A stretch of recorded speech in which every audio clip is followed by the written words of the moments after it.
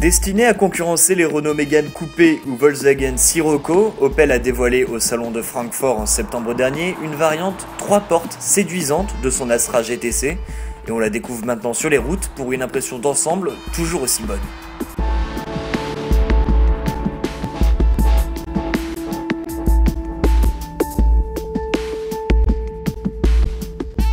Les visiteurs du Mondial de Paris 2010 auront eu la chance d'apercevoir cette Astra GTC presque en avant-première puisque cette version est quasiment identique.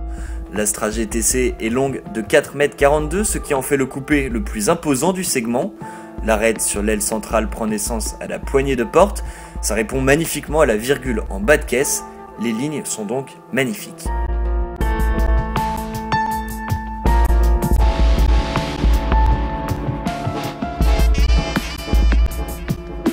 L'habitacle de cette Astra GTC est également une franche réussite.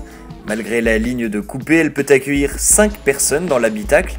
À l'arrière, l'habitabilité est certes tout juste convenable, mais à l'avant, la planche de bord est magnifique, l'instrumentation soignée. Globalement, les finitions sont excellentes et les assemblages irréprochables. Le volant sport monté en série rend cette Astra GTC encore plus séduisante.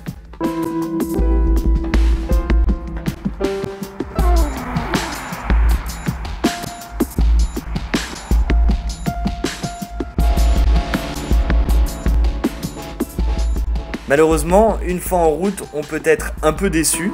Opel proposera 3 blocs essence de 120, 140 et 180 chevaux. Niveau diesel, qui représente à peu près 90% des ventes du modèle actuel, ça sera un 2 litres CDTI de 165 chevaux. Il faudra donc un peu patienter pour découvrir ce que tous les amateurs de sensations fortes attendent. L'Astra GTC OPC survitaminé avec son 2 litres turbo de 290 chevaux. Reste à se consoler avec la liste d'équipements de série, climatisation, régulateur de vitesse, ESP, capteur de pluie et de lumière, radar de recul ou encore les fameux sièges sport.